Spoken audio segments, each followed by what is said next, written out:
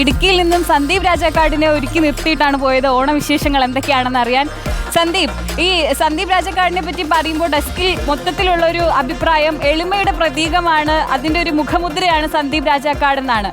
അത് ശരിയാണോ? അല്ല, ജീവിതത്തിൽ നമ്മൾ എപ്പോഴും എളിമയിലൂടെ ജീവിക്കുക എന്നുള്ളതാണ്. വലിയ അഹങ്കാരം കാണിച്ചിട്ടൊന്നും കാര്യമില്ല എന്ന് ബോധ്യമായപ്പോൾ നമ്മൾ തന്നെ ഒതുങ്ങിയതാ. മറുപടിയിൽ പോലും മുന്നോട്ട് വെച്ച ആശയം അത് തന്നെയാണ് അല്ലെ? എളിമയുടെയും അങ്ങനെ ഭൂമിയോളം താഴാമോ അത്രത്തോളം താഴാം എന്ന് കാണിച്ചു തന്ന ആളല്ലേ? ഭൂമിയോളം താഴുവോ സന്ദീപ്? അതെ അതെ അതെ. അല്ല, അതിലും താന്നാ നിൽക്കുന്നത് ഇപ്പം. മാർഗമില്ല, അതുകൊണ്ടാ. അല്ല, ഉയരങ്ങളിലാണ്, ഇടുക്കില്ലല്ലേ? പിന്നെ തീർച്ചയായിട്ടും ഏറ്റവും ഉയരം കൂടിയ സ്ഥലത്താണെങ്കിലും നമ്മുടെ മനസ്സ് വളരെ എളിമയിലൂടെയാണ് സഞ്ചരിക്കുന്നത്. പണ്ട് ചെറുപ്പം പോലെ അങ്ങനെയാണ്. സന്ദീപ്, ഇടുക്കി ജില്ല ഉണർന്നു കഴിഞ്ഞ ഓണത്തെ വരവേൽക്കാനായി എന്തൊക്കെയാണ് അവിടുത്തെ ഓണക്കാഴ്ചകൾ?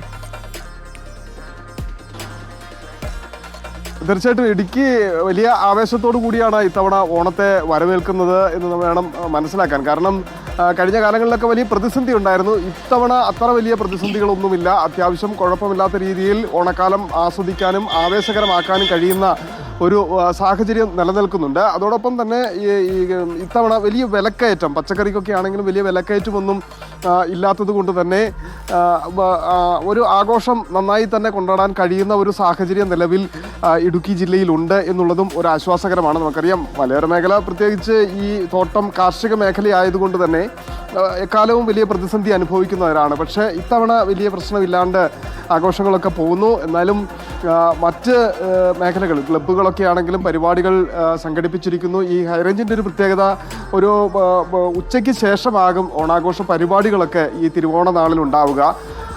അതിനു മുമ്പുള്ള പരിപാടികളൊക്കെ ഈ ഉത്രാടത്തിൻ്റെ അന്നുകൊണ്ട് അവസാനിപ്പിച്ചതിന് ശേഷം ഓണാഘോഷങ്ങളുമൊക്കെയായി രാവിലെ ക്ഷേത്രങ്ങളിലൊക്കെ ഒന്ന് പോയി, ക്ഷേത്രങ്ങളിലേക്കും ഓണക്കോടിയൊക്കെ ഉടുത്ത് ഒന്ന് ക്ഷേത്രത്തിലെത്തി തൊഴുത് വന്നതിന് ശേഷം പിന്നെ ആളുകൾ വീട്ടിലൊക്കെ ഇരുന്ന് എല്ലാവരുമായി ചേർന്ന് ഭക്ഷണങ്ങളൊക്കെ ഉണ്ടാക്കി അതിനുശേഷമാണ് വൈകുന്നേരം ഭക്ഷണമൊക്കെ കഴിച്ചതിന് ശേഷം ഉച്ചയ്ക്ക് ശേഷമാകും ആഘോഷ പരിപാടികളിലേക്ക് കടക്കുക. അങ്ങനെയാണ് ഹൈറേഞ്ചിൻ്റെ ഒരു പ്രത്യേകത. നമ്മൾ മറ്റ് മേഖലകളിലേക്ക് എത്തുന്നത് പോലെ വലിയൊരു ജനക്കൂട്ടമോ ഒന്നും അങ്ങനെ ഉണ്ടാവില്ല. എങ്കിൽ പോലും എല്ലാവരും അതാത് മേഖലകളിൽ ഒരു കുടിയേറ്റകാല കൂട്ടായ്മ എന്നൊക്കെ നമ്മൾ വാർത്തകളിൽ എപ്പോഴും പറയുന്നത് പോലെ തന്നെ ആ കൂട്ടായ്മയായിരിക്കും എപ്പോഴും ഉണ്ടാവുക, ഓരോ മേഖലകളിലും ഉണ്ടാവുക. ചെറിയ ചെറിയ ക്ലബ്ബുകളാകും. അവിടെ കുറച്ച് ആളുകൾ, ആ നാട്ടിലെ ആളുകൾ ഒത്തുചേരുന്നു, അവർ പരിപാടികൾ സംഘടിപ്പിക്കുന്നു.